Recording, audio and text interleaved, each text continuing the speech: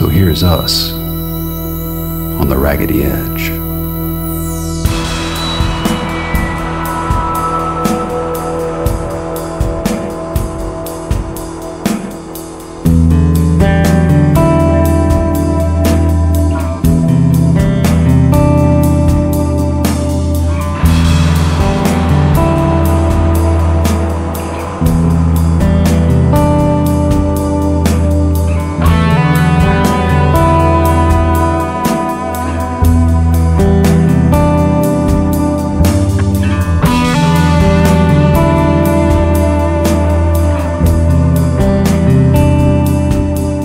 Welcome to episode 1. So here's us on the Raggedy Edge. Got a special guest here for our inaugural episode, Mr. Jeffrey Lord. Is the host of the Funkytown Podcast, all-around raconteur. Is that a fair word to use?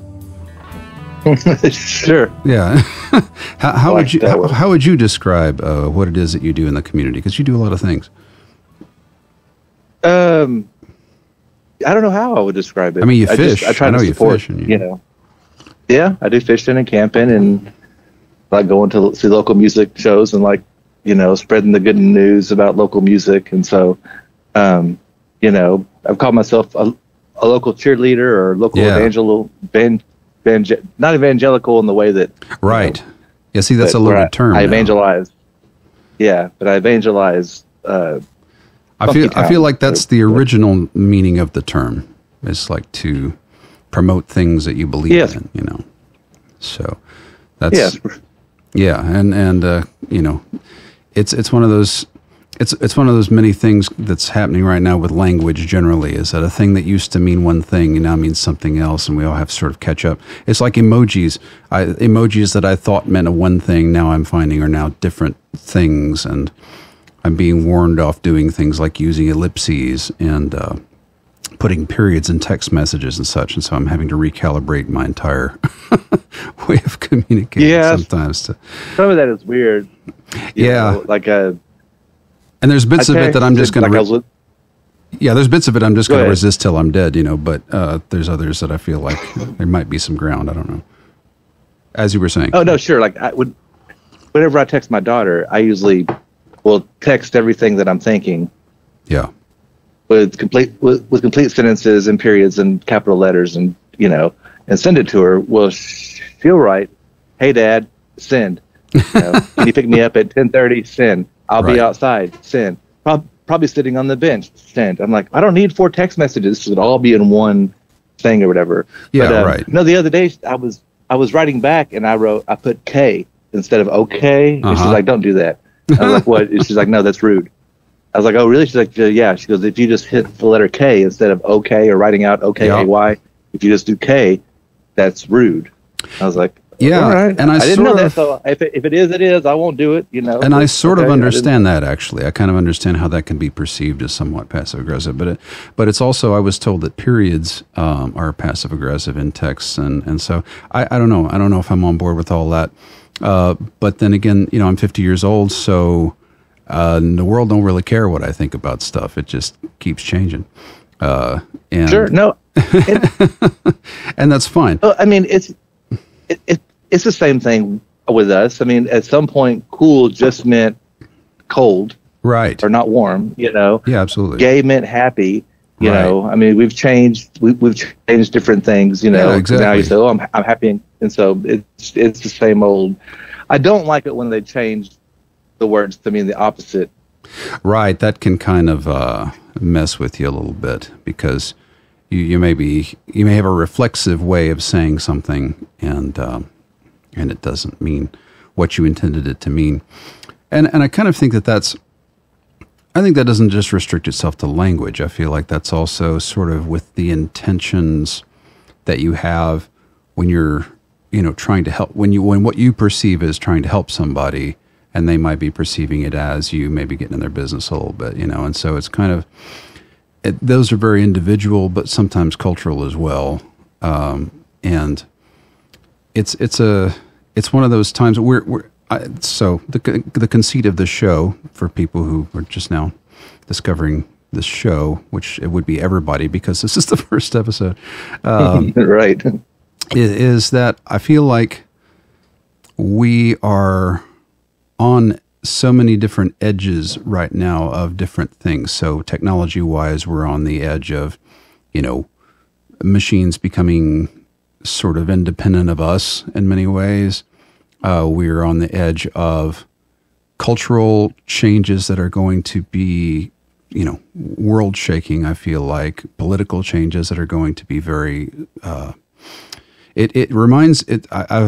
done a lot of reading about the period leading up to World War I and how so many things, it wasn't just political and military and all that, it was cultural. Like there were all these changes that were happening at such a rapid pace that it sort of something was going to blow up one way or the other, whether it was a military conflict or whether it was a cultural, onslaught of some, there was just a lot of things that were changing really fast. And I feel like we're at that, but like almost turned up to 11 because of the way technology is. I was watching this thing earlier today about worlds.com, which was a mid-90s virtual world, like a virtual chat room that they came up with that I guess I didn't have the technology to access at the time. But the leap from that to, the sort of thing that we've got now is, that's within 20 years, And so, well, I know I'm thinking about that. That's actually 30 years now I'm thinking about that. Yeah. I was going to say, like, me and you watched all this stuff in real time, going from playing a video game like Pong. Yeah, exactly. To like Atari and like Pitfall and Space Invaders, all the way up until what we have nowadays in the games that we play now. Right. And I feel like that's thing that came on. Yeah, I feel like that's sort of in the same way that like my grandmother's generation sort of saw the death of like the horse carriage and the advent of cars being normalized and, where we went from newspapers to radio and that type of thing. The Xers are at a point where we remember the analog world better. And so we remember what it was like before you had, and some of the elder millennials remember this too, before you had social media and before everyone had a computer in their pocket. And I think that bridge that we're occupying right now is probably why I feel the need to do something like this, just to sort of talk about, it's not like the world has ever stopped changing, right? It's never happened that the world just sort of stayed static. But it feels to me, with the benefit of 50 years, it feels like the directions and the pace of it and the tone of it, probably more the tone of it, is kind of making me feel like there's fundamental things that are changing, like just respect for, opposing viewpoints or, things that have held for a long time, things like, bodily autonomy and stuff like that. But also sometimes in positive directions, there's a lot of, my LGBTQ friends are much more likely to be able to be out now than they were when I was a kid. I didn't find out I was going to school with gay people till I graduated, So again, things do change, but of course a lot of that is part of the thing that's under fire now in other quarters. And I guess I'm trying to figure out if I'm the only one that feels like some of this is fundamental enough. Some of these shifts that are going on are fundamental enough that we have to get it right, or it's going to be a more dangerous world. It feels like to me. I don't know if that's a sense that's just maybe me carrying that around and maybe reading too much about World War I. Yeah, I don't know. I mean, I think there are a lot of changes, and I think that's one of the reasons why everybody is so polarized, because nobody knows who to trust. Yeah. Nobody knows, what to to believe. So you pick your side, and you're like, everything is changing, and it's your fault that it's changing for the worse. Right. No. It's your fault that it's changing for the worse. We're trying to make it better. Right. Trump's trying to make America great again. Right. So he thinks it's changing for the worse. And so he wants it to go back to being great. So it's not great now. It's but not in all the ways that it changed, in the past. Like, you wouldn't want to bring back the, 80% tax rate on the rich, like that kind of thing, Right. I'm all for bringing back the economics of the 50s and the 60s, just not the social stuff, Yeah. And it's one of those things where, the internet is not short of hot takes, about like current events. And so to me, like, that's why it almost doesn't matter like when this gets released, because the things we're talking about here are things that are, even really, I think since I was kind of laughing about this earlier in my head, 1999, I think that was my last save point in the game, where like, like it doesn't feel like that long ago. It feels like, right. It doesn't. You might be able to just go back to that. But of course, that's 25 years. And so, but I think part of why it feels like that is because it was 2000 when a lot of that kind of creeping dread, kicked in with the election getting screwed up and everything. And then you got 9/11 shortly thereafter. And really, we kind of been off the rails ever since. But really, you think about it, like 99 was sort of the start of it because we had Y2K and people thinking that, it was all going to end then. And also, I didn't realize at the time they repealed Glass-Steagall that year, which set the stage for financial crisis. 8 years later. Sure. Well, and then under Clinton, they opened up all the regulations, like the electric company stuff, which used to be like locally owned, state owned. Now it's just the private businesses. Right, and so the Telecommunications Act in '96, which created things like Cumulus and all these entities that can own. But you can go back. Stations. You can go back. You can always go back a little further. Keep going back. Right. Exactly. Yeah, because you can go back. Oh well, then there was Nixon that made this change, and then there was like there's sure. And that's what I mean when I don't want to be that guy that's like we're living in unprecedented times because there's stuff changing. Well, the only thing that would be unprecedented completely is if nothing changed. Right. That would be the only unprecedented thing. But I can't shake this feeling that the magnitude of the changes that seem to be hurtling down the path here they just feel more ominous to me. And perhaps that's because I now have an adult daughter, who is going to have to navigate all of this. And who, is telling me things like that. I have no idea how I'm going to afford an apartment, No, and we're not ready for this as far as like, our parents, whenever our parents raised us, the Gen Xers, they raised us in the world that they knew. Yeah. We can't raise our kids in the world that we knew. That world doesn't exist anymore. Yeah, exactly. And so so that is different. I mean, it is. I mean, you still have the same old conversations and all that stuff, but it is different. It's just a different world. It's a different world in dating.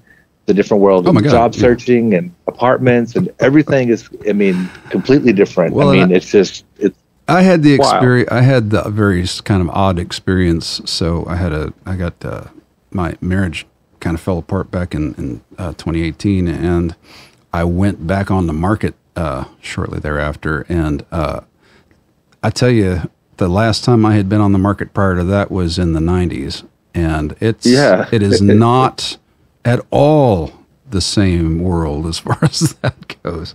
No, like it's not even.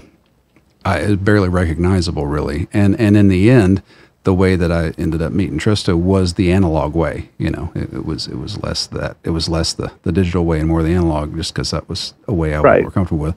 But I think about that. My kiddo's been on the internet, since teen years, which maybe that was a mistake of mine, maybe not. But her exposure to my thinking on that was like, well.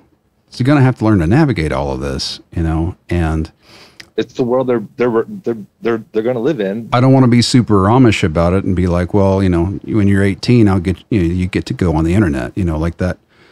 that feels like it's too late at that point. Mm-hmm. But then again, when your brain is still forming in those teen years, and it's being formed by this complete,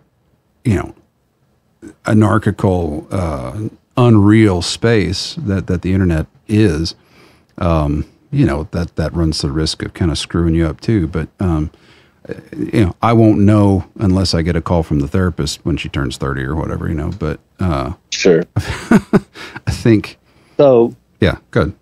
I was going to say, my daughter just, last week she went to St. Louis, Missouri by herself. Mm-hmm. She's got a job. She saved her money, bought her tickets and everything.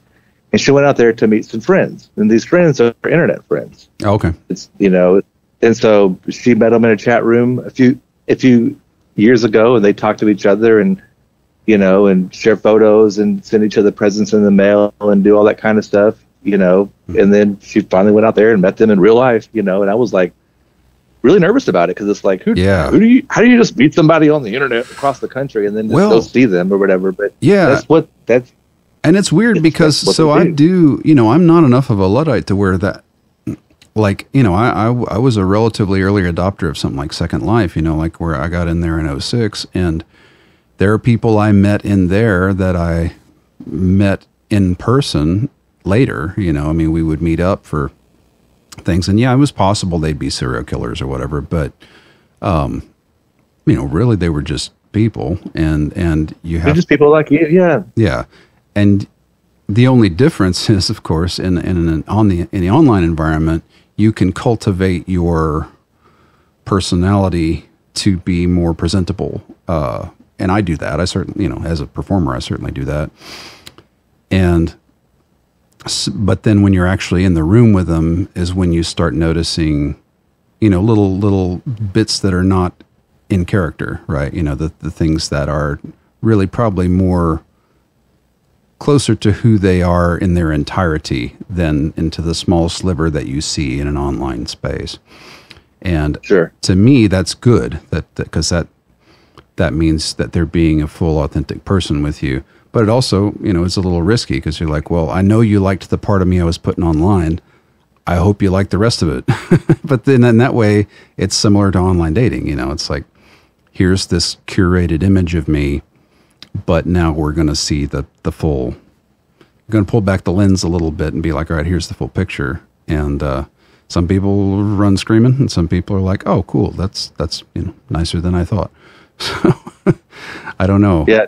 We watch a YouTube show, and I won't get into the whole YouTube show, but the premise of this last one that we watched was one of the girls on there is single, and she's in her 30s. She's very pretty. She's my favorite person on there. She's awesome. Mm-hmm. I don't know how and why she's single, other than she may just be too much for a lot of people. But so the staff got like 4 different guys, got their photos from their dating sites or whatever, and then like presented them to her.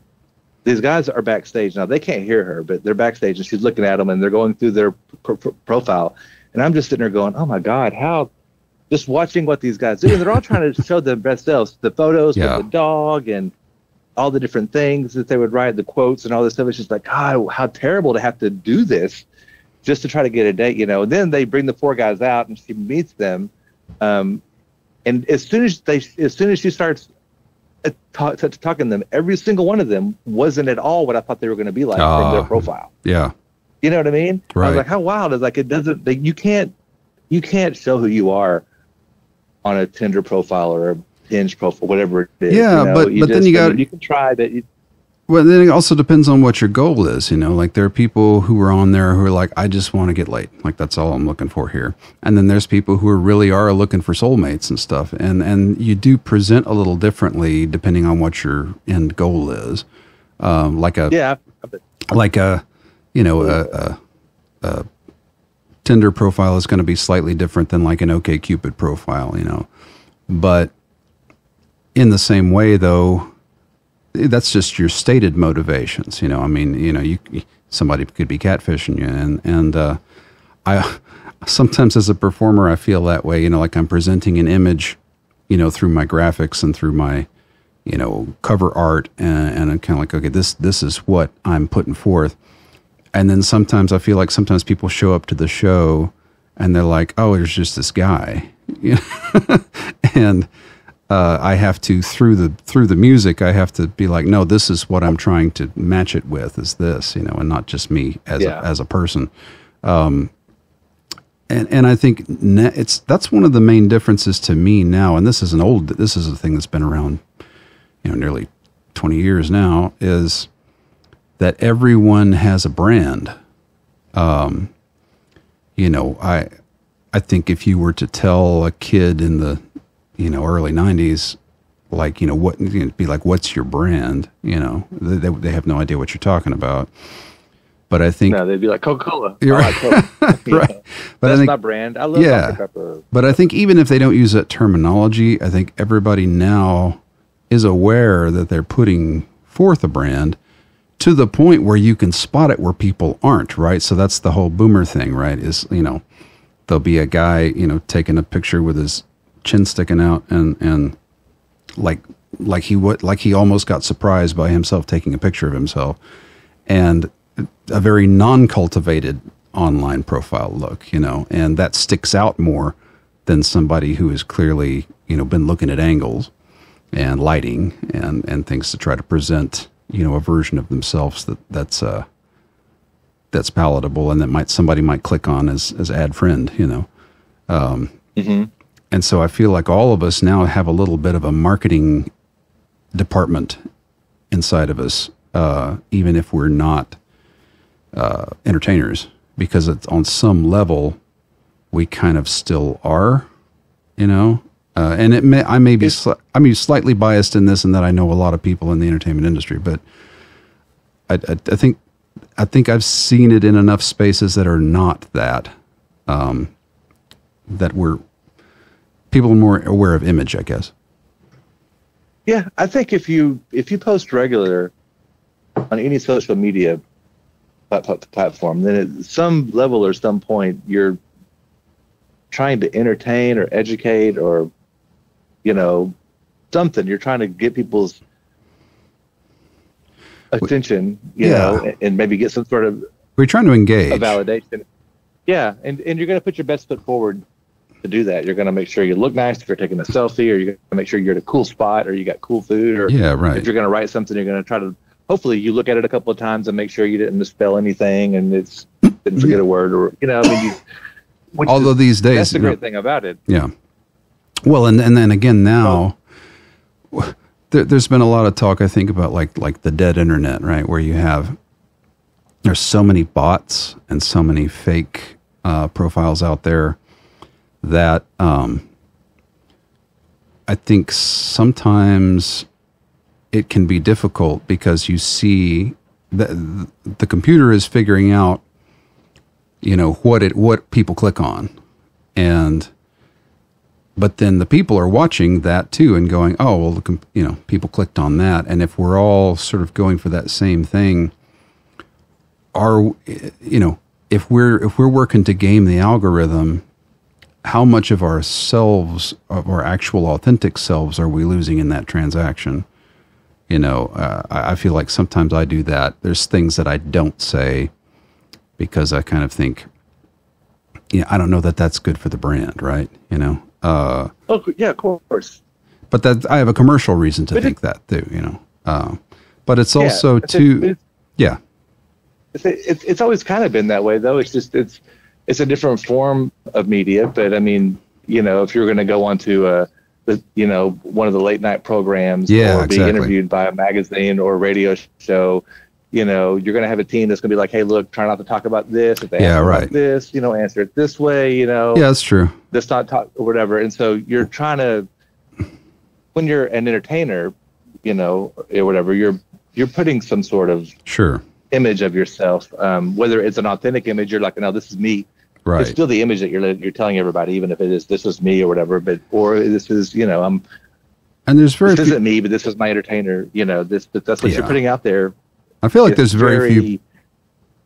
Yeah, I feel like there's very few people in any space who are putting forward, and I would say that even like if you're just at a bar, right? You know, I mean, like you're not gonna, unless you get really tipsy, you know, I mean, you're not gonna open the whole catalog, right? You know, I mean, you're gonna try to be presentable, right? You know, and you know that I get.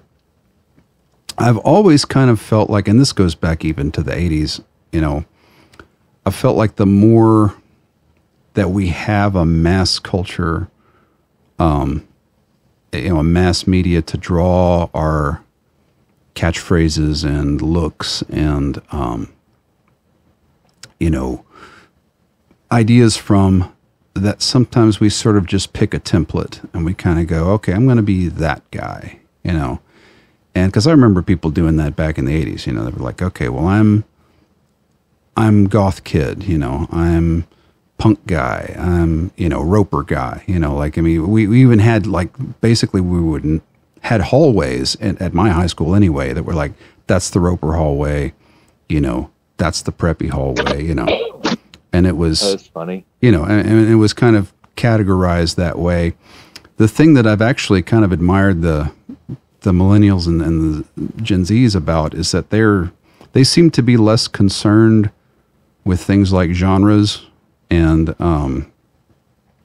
they don't seem to be as hung up on the labeling of personality types in that same way. Like they don't macro group people that way. The thing that they do have, which is kind of interesting to me, is like almost exceedingly tiny micro groups. You know, people who are into a very, very, very specific thing. And okay. And I totally get that, actually, because there's stuff that I'm into that maybe only 10 other people on the planet give a shit about. You know? Yeah. And when you find them, you're like, oh, wow, you know. But I like that they're able to actually find those people, because to me, I mean, I grew up watching Doctor Who in Weatherford, Texas in the 80s, and there was nobody around who was also watching that I ever knew.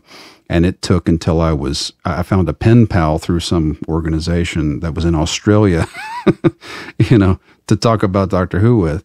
And those types of communities are much easier to find now, and that's a good thing, I think.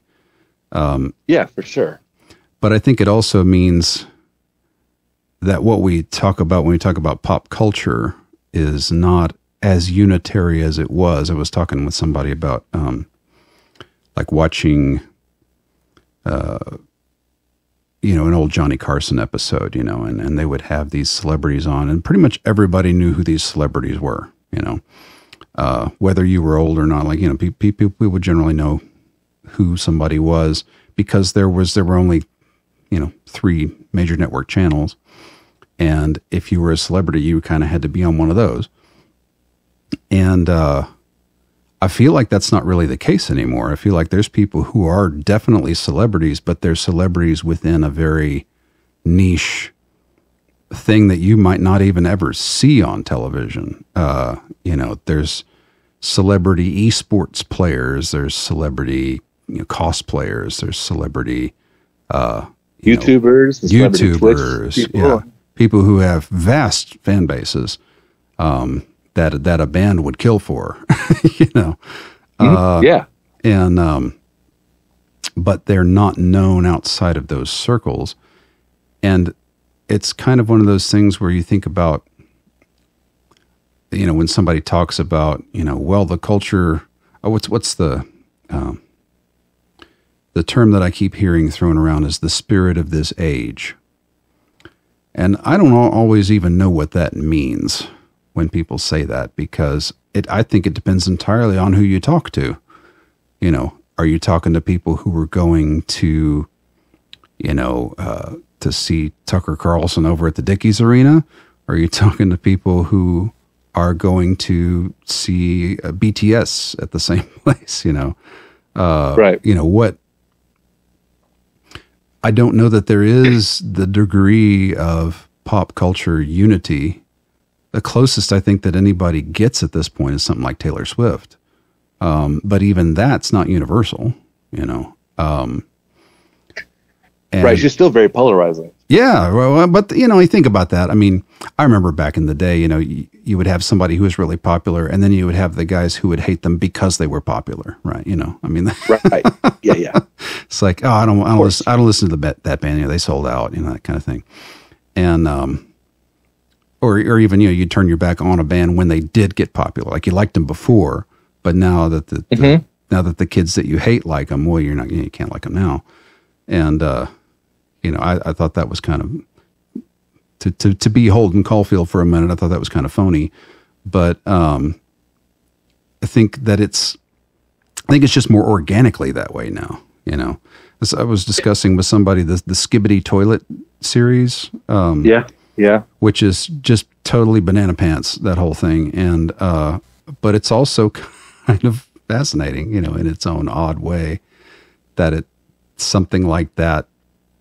Because I watched my kiddo go through the whole Minecraft thing, you know, about 10 years ago, and just become completely immersed in just an entire ecosystem of you know, jargon and processes and you know, interactions that I think, you know, if you'd told them to me when I was, you know, 12 or whatever, I probably wouldn't know what the heck to make of it. Or I would have geeked out and been like, yeah, you know, that's a weird niche thing. Let's go do that. And that's the only thing that I feel like now when I talk about these changes that are going on, the one thing that is changing is the fact that, you know, we now have so like the millennials now outnumber the boomers, right? And they outnumber us. They outnumber the Xers. And them together with Gen Z form this kind of, you know, pretty good sized block of cultural and political power if they decide to use it. And I feel like that's kind of one of those wild cards in the thing. So all these dominoes that have been getting set up throughout the, you know, 20th century and the 21st century as we've known it so far, were set up by people who are old now. And you see them falling, you know, you see that the climate, you know, goals starting to evaporate. You start seeing, you know, economic systems that are, you know, leading to their logical conclusions. And you think, wow, okay, so this is end game, right? You know, this is where it was all going. But you have this huge block of people who don't like any of that. But of course they're not a monolith either. I mean, you have young people who are incels, you know, you have young people who are, you got ones who are anarchists, you got ones who are communists, you got ones who are, you know, evangelicals. Everything. You know? Yeah. And so in the same way that people were always like, oh, well, didn't the boomers used to be hippies? Well, some of them did.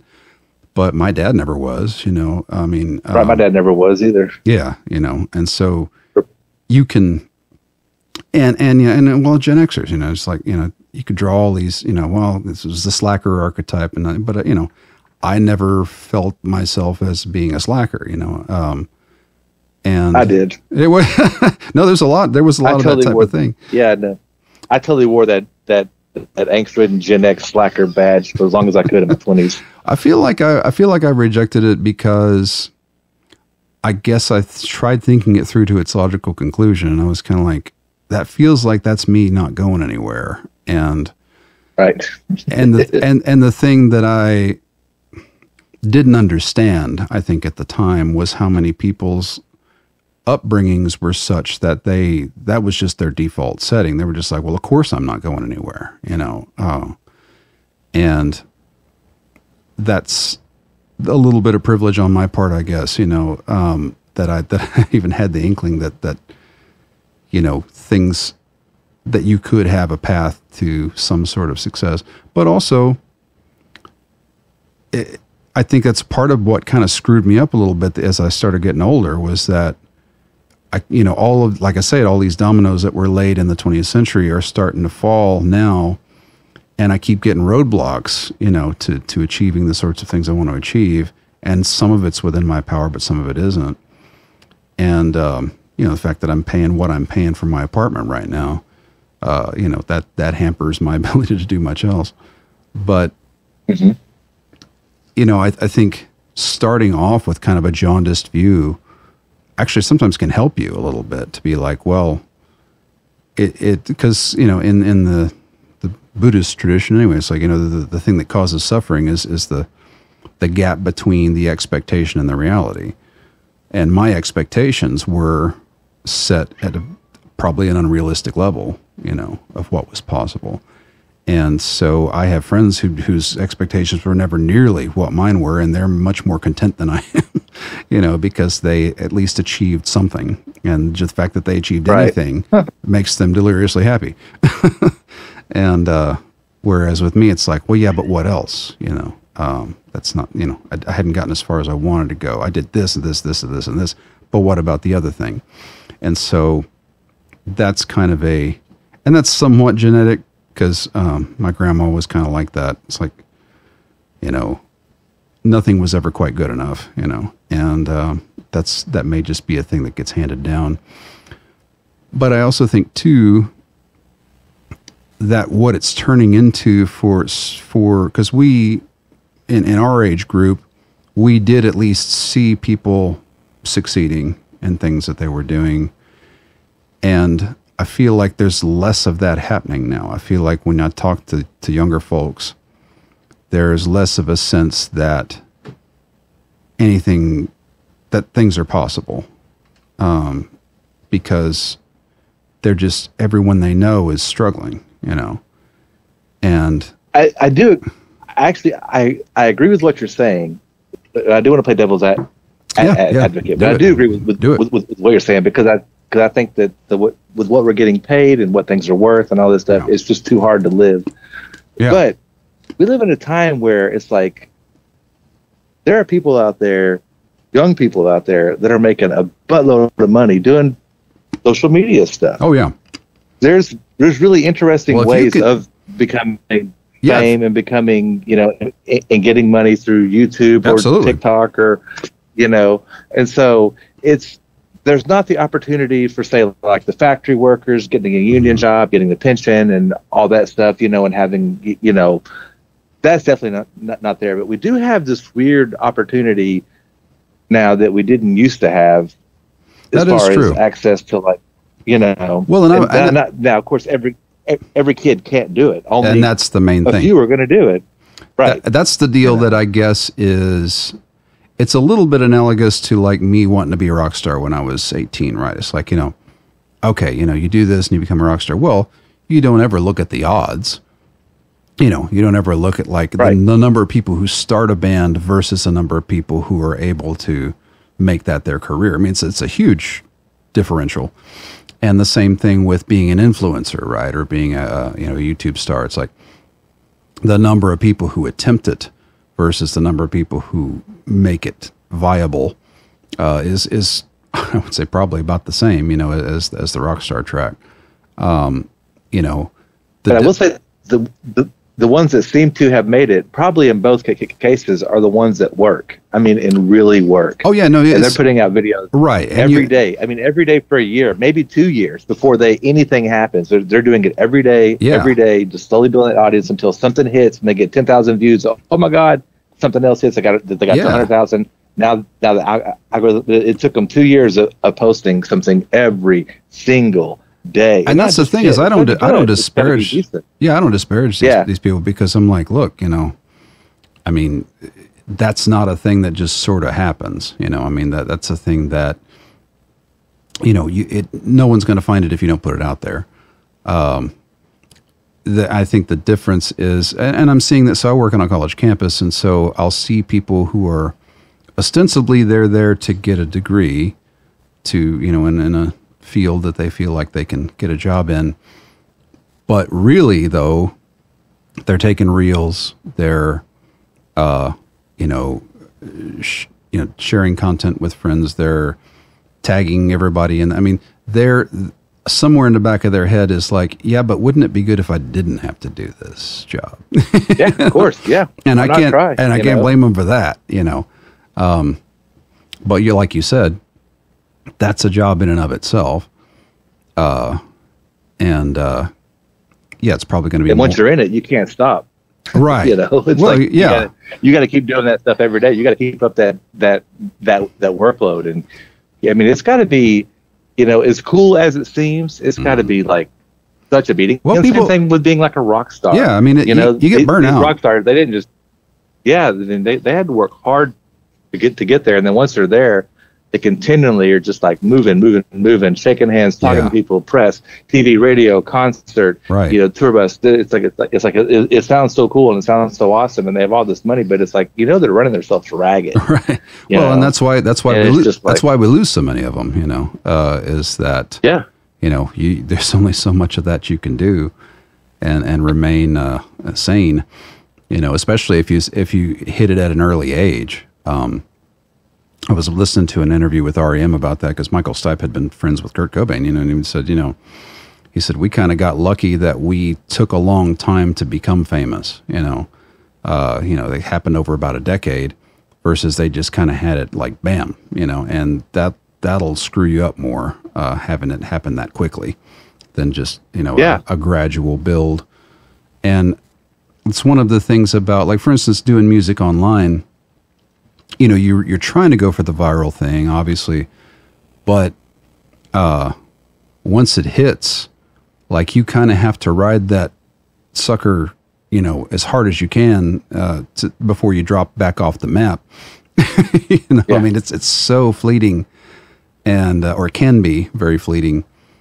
You know, there's people who had their flash in the pan moment, you know, 7 or 8 years ago, and you know, are kind of, oh yeah, I remember I saw that video back in the day, you know, but that's true about a lot of things. You know, you get the guy that writes the one novel, you know, and then, you know, no one reads what he writes after that, you know, and I feel like that's one of those things that, you know, when you take it as a whole, I do think, yes, you know, what we consider pop culture is changing, but some of those things are simply kind of transforming into other versions of what has already been. And the thing that worries me about something like AI generated content is that you get locked in a loop of that, where you do a thing that has succeeded in the past, and then in the same way that labels are doing that, they're signing, you know, people who sound like people who've already been successful. And if you're, but they've always done that. Yeah, well, they've done it. Yeah, they've done it forever. The difference now, and I think Coke and Pepsi, or yeah. I mean, you know, I mean, there's always got to be a rival. You have, you know, I mean, wasn't Donovan is supposed to be the answer to Bob Dylan? Oh, Bob Dylan is so great. So this guy Donovan is like Bob Dylan. So let's put it out there. Donovan's great. He's no Bob Dylan, but he's great. But we had the Monkees. They're always trying to find that next. Yeah. They're always trying to find that next one that's just like the one that, you know, that we can. And I feel like the difference now feels to, you know, there's a good interview I think most people have seen with Frank Zappa where he talks about that, like, you know, the old label guys, sometimes they would just go, I don't know, throw it out there, you know. They wouldn't always do market research on things. Sometimes they would just be like, I don't know, maybe the kids will like it, you know. And then if they did like it, they made some money. If they didn't, you know, whatever.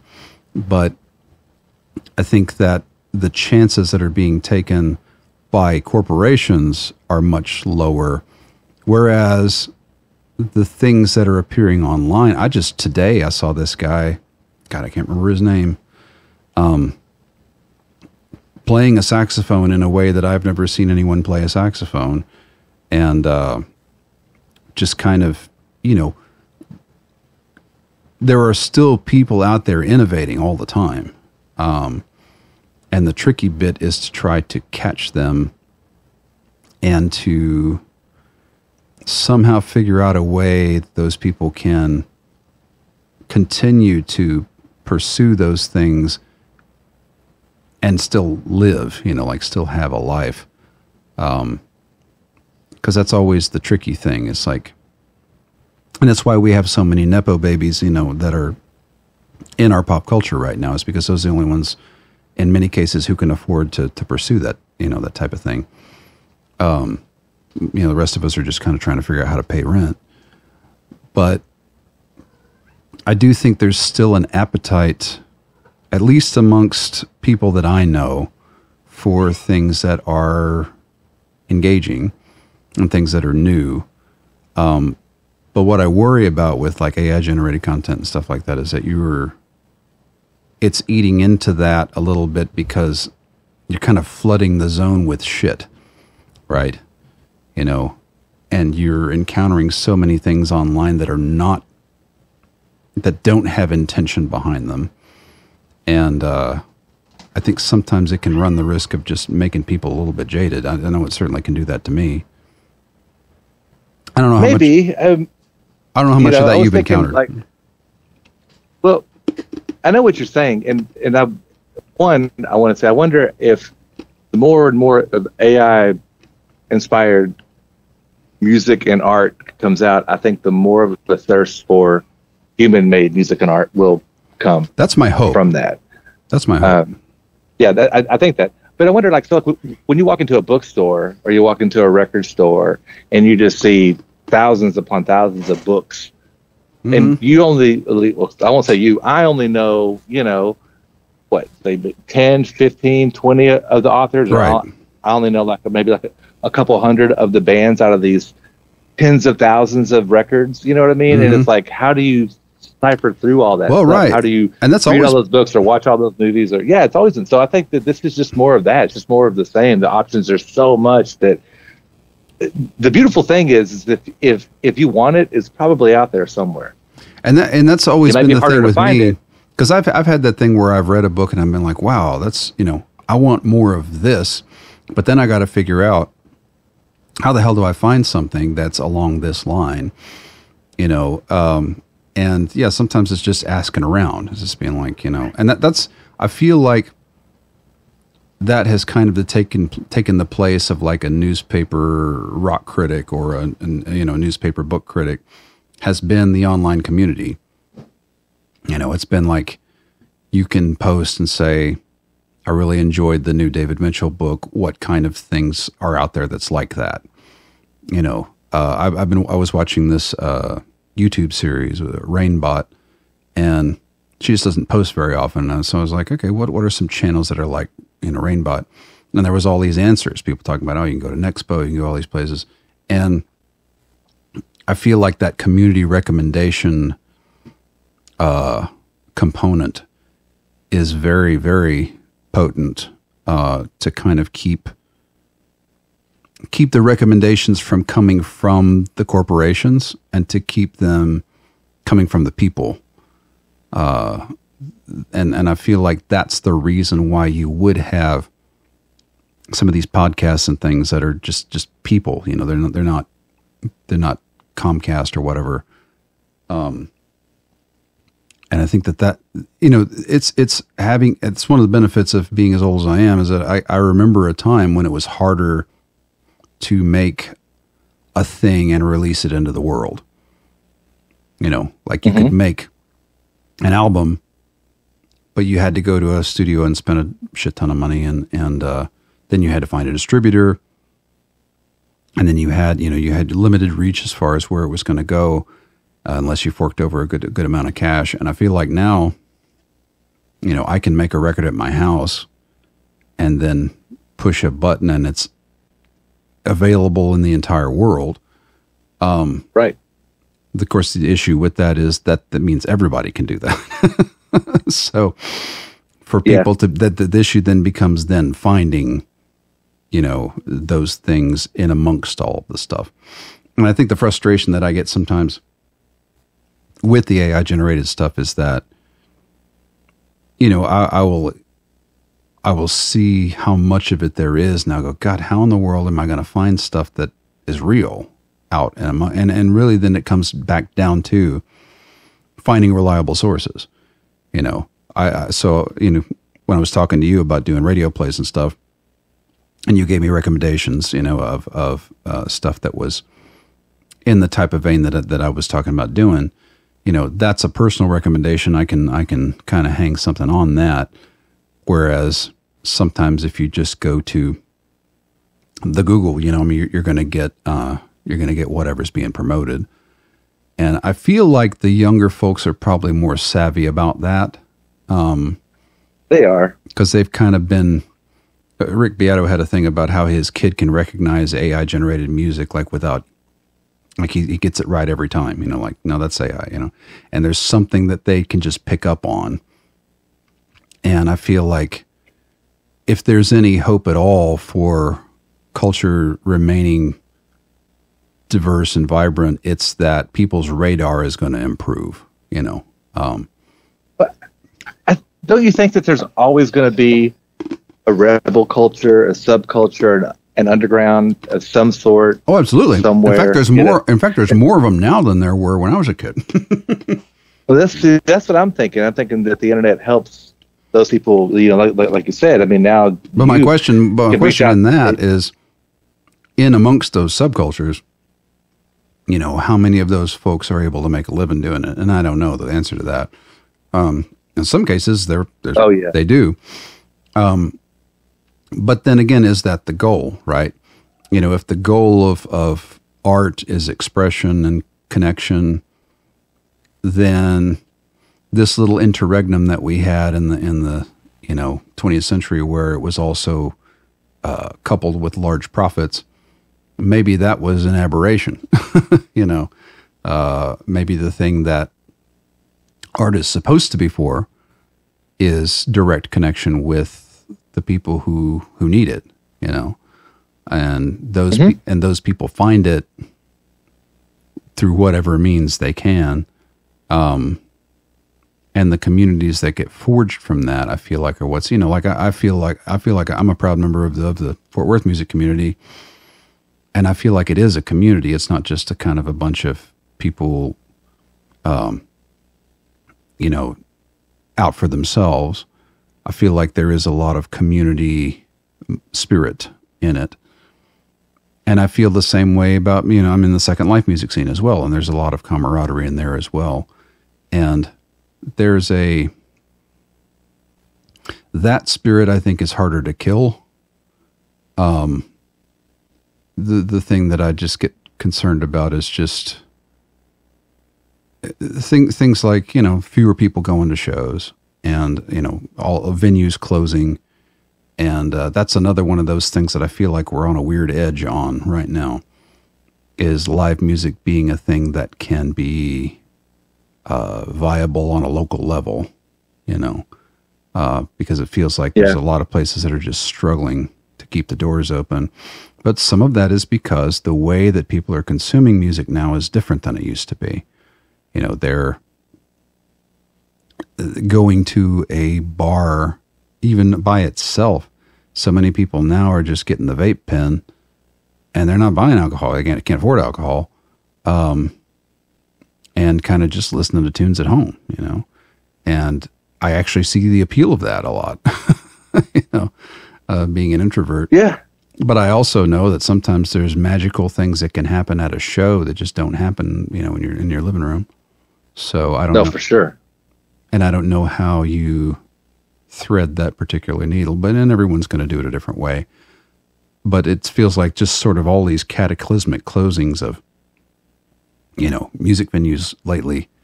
Maybe it's just kind of shaken me up a little bit and made me think that, wow, it feels like we're on the precipice of some kind of big change in how people are consuming music. Yeah. It could be. So I want to ask you a question about the living on the ragged edge or what have you. So it feels like I heard at one time, I can't remember how it was said, so I'll just try to paraphrase the idea, but like when you're born and you're a little kid, everything in the world is like magical.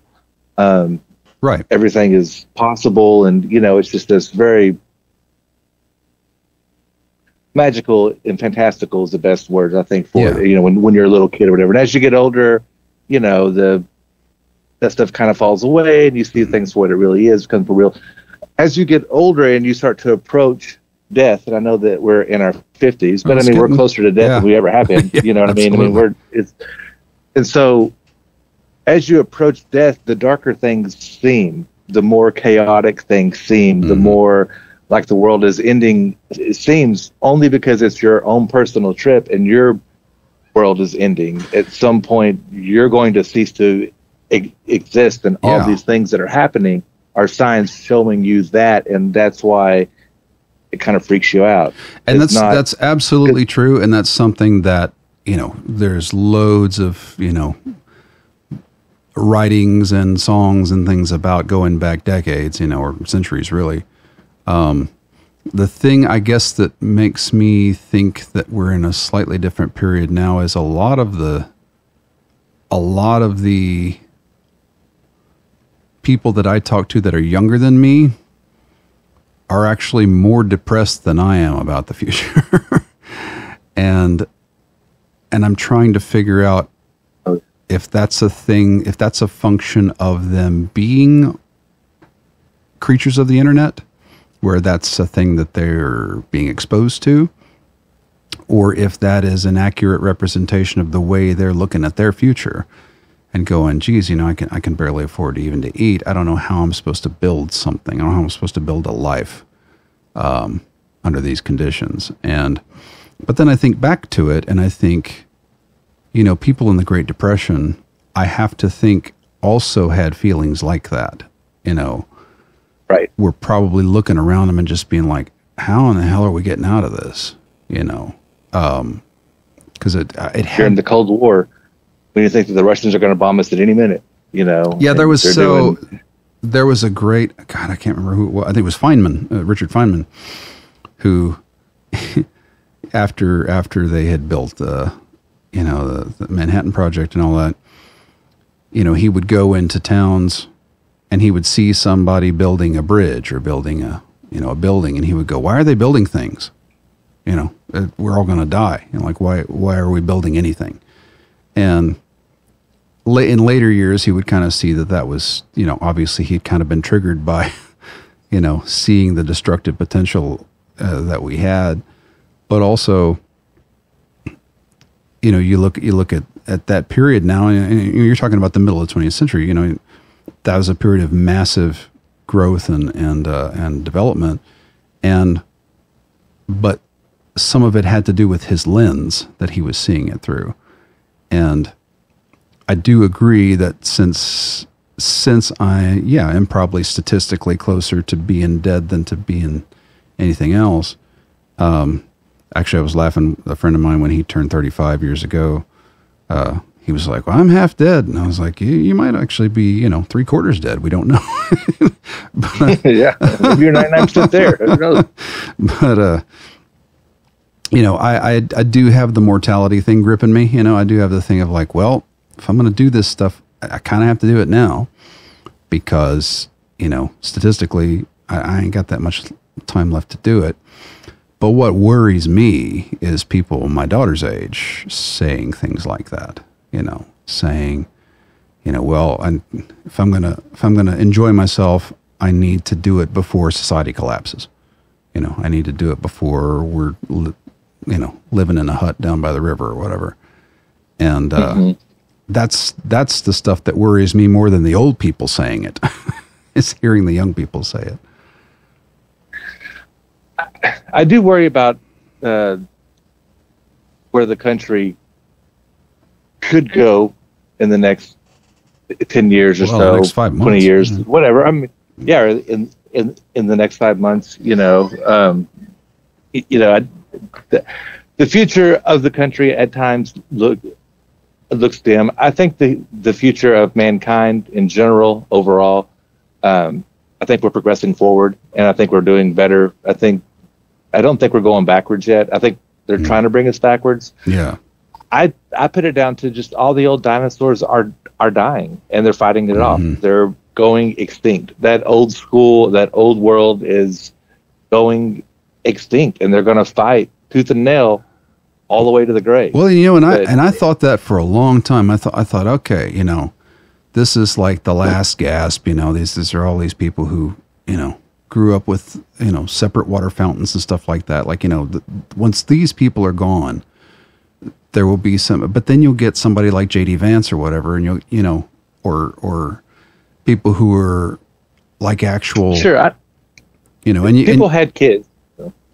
What's that? Those people had kids, right? Had kids, and they teach those. Well, kids and then you start getting into then you guys start getting into the idiocracy theory. It's like, well, if the dumb people have more children than the smart people, then eventually you end up with a demographic problem.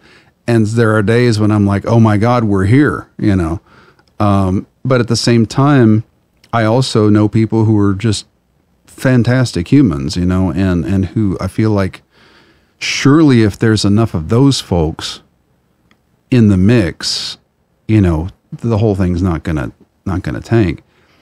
But then how much of it is up to us if the machines go, well, y'all are kind of inconveniencing us. I don't know. That's my Sarah Connor activating in there. But but that's also one of those things that I have almost no control over. So I choose not to think about that most of the time. And it's really been sort of the process of being in, my late 40s, early 50s, is trying to figure out what things to concern myself with and what things are just beyond my ability to do anything about. And I feel like I have a keener sense of that now than I did in my 20s. I kind of felt like, everything was something I could do something about back then. And that's, proven to not be true. But the things that I can do something about, like I can put out books, I can put out music, I can do podcasts, I can do things like that. And those things nourish me in some kind of way.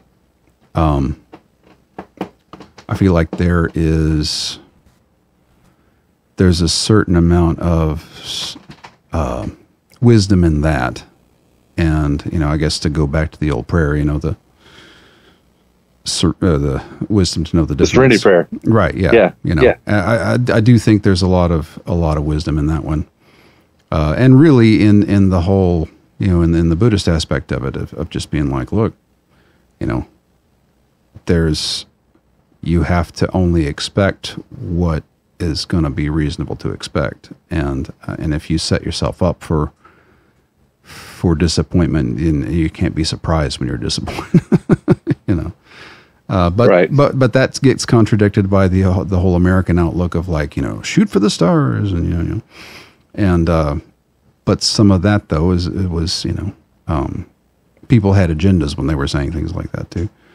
I feel like there is a space for people like you and I to, I think, weigh where we've been as a society and where we have sort of the place where we're at right now. So my father, when he was young, there were still some Civil War veterans around at that time in the 1940s. Wow. And sure. I think about that, and I think about the mindset of a guy who was a Confederate soldier during the Civil War versus the mindset of somebody like, who lived through, the ending of segregation and things of that nature. And, somebody said, America is only 3 Joe Bidens old, right? Like 3 people, right. 3 people of that age, that's 3 lifetimes of that span. That's how old we are. And if you think about that, the pace of change within 3 decently sized lifetimes is kind of shocking, really, of going from a slave economy to, a troubled but yet a little more equitable type of situation that we've got now. So maybe that's just trying to figure out how to pull the lens back far enough to see that arc a little more clearly. It's harder to do when you're kind of in the middle of it, Yeah. I feel like 100 years from now, it'll be a lot easier to go, oh, clearly this was the blah, blah, blah period, Right. Like it was a Gilded Age or right. Things like that. But when you're in the middle of it, you don't know what the hell era is. You know what you're going through. But I don't know. I feel like I want to try to keep some of your optimism and perspective on that, because I feel like I feel like the sorts of things that you've said during this conversation have been kind of things that I'm like, oh, okay, that's an angle of looking at the elephant that we can't forget, Well, let me give you one more. So after all this is said and done, regardless of who wins the presidency, and regardless of how you feel about the person, and beyond, you're still going to be here playing your guitar. Right. I'm still going to be here. Denver's going to be here playing, hopefully still playing his guitar, and all these different bands are still going to be around town. And if these places close, somebody else will open up something and they'll play there, or they'll do a front porch party, or they'll do a house party.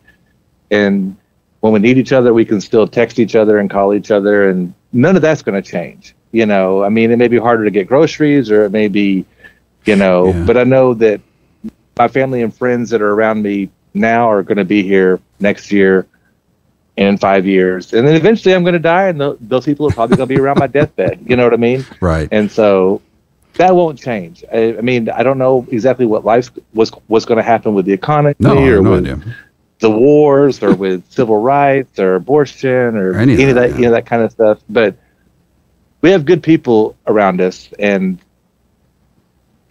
just because of that, I think we'll be okay as long as we take care of each other, And that's a good thought. I think, there is a lot of, I had a thought there and I forgot it, but, I feel like the more we concentrate on our communities, the more likelihood the individual has to thrive. I think that sometimes when I've thought for a while that maybe America's too big, because we've made our groups so immense that the other groups look immense also. And whereas if you're in a smaller community, it feels more manageable. I forget what it was. Somebody had this, like talking about ancient humans, how they could recognize like 150, distinct faces, like that. And right. We're only really programmed to deal in groups that are smaller than that. And I think when you start getting bigger and bigger and bigger groups, it all kind of starts looking anonymous to you. It kind of looks like a big mush. And, wasn't that kind of the theory too, as far as like why like socialism works like in smaller countries? Right. Yeah. But it won't work with like in China where there's billions of people. It can only work somewhere where there's like, or Russia. It can only work somewhere where there's like 1 million people in the whole population. Then it works fine. And there's definitely that component, and the fact that, the U.S. is just so, if you even just driving across Texas, you can encounter so many different ways of being, and, you drive all around the country. We're really like several small countries kind of mashed together. And that really that should be the beautiful thing. And that should be our strength. Right. Yeah, exactly. Well, and as John Stewart says this, we have to decide whether we're going to be an ethno state or whether we're going to be an ideal, and the ideal that we've now had, for a couple hundred years is that it's not about the, you get, who lives in Japan, the Japanese, right? Like who lives in, Germany, the Germans, right? It's like, and even that, of course, is being challenged now because of immigration. And so the character of a country, the thing that defines it, that's part of what's being debated. Is like, what defines America as a country? And one could make an argument that the thing that defines us is the fact that we're based not on a geographic, homogeneous population, but on an ideal, of the people who live here hashing out our differences in legal ways rather than trying to blast each other in the face. And I feel like that's the thing that is the challenging bit. And look, you know, I get challenged sometimes. You know, I've got a neighbor across the street who, you know, yells things about, you know, Democrats and whatnot. And, you know, it's tough for me to just be like, okay, that guy is a human who deserves respect, you know, like, because that's not my first thought. You know, my first thought is, of course, you know, you ignorant redneck, shut the fuck up, you know. But I think somehow, and I've noticed this from working in large organizations, whether it be, you know, government bureaucracies or corporate bureaucracies, the more powerless you feel within any kind of amalgamation of people, the easier it is for you to get triggered to lash out at things that aren't going the way you want them to go. And I've had that many times when I've worked for large organizations, and they just go away that I'm just like, what the hell are y'all thinking? But I'm so powerless within that organization that I have nothing but rage left, you know. And I think that that's a thing where it does worry me that, you know, the U.S. is just too big to remain this size, you know, and that eventually that's going to take care of itself. But like you said, though, you know, you're either going to be here or you're not, right? You know, I mean, if I'm around for shit like that going down, then I'll figure out what to do about it then.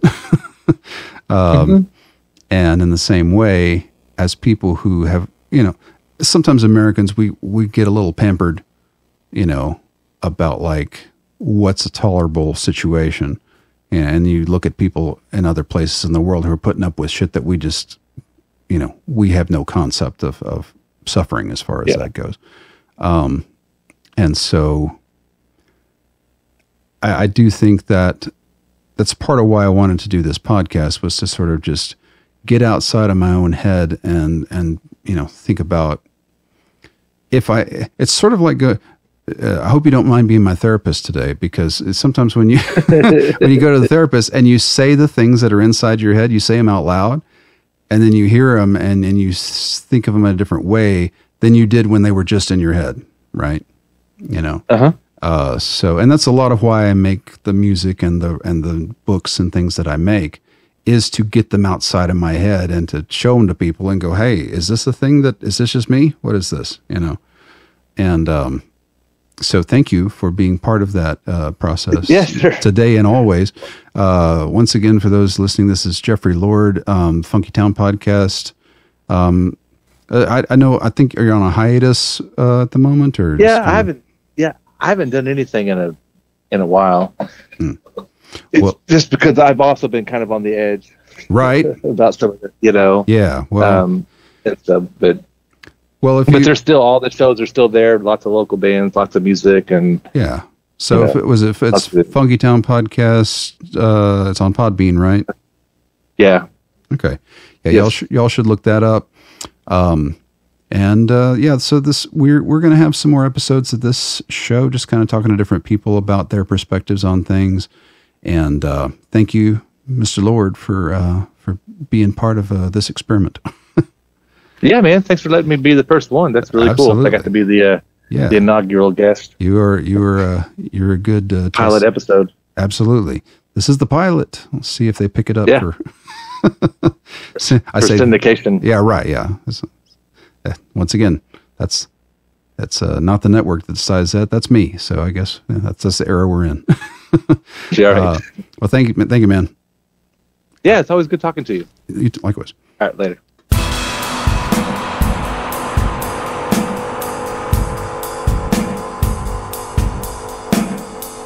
This program is brought to you by Naive Media. Visit thematthewshow.com for info on this and other programs.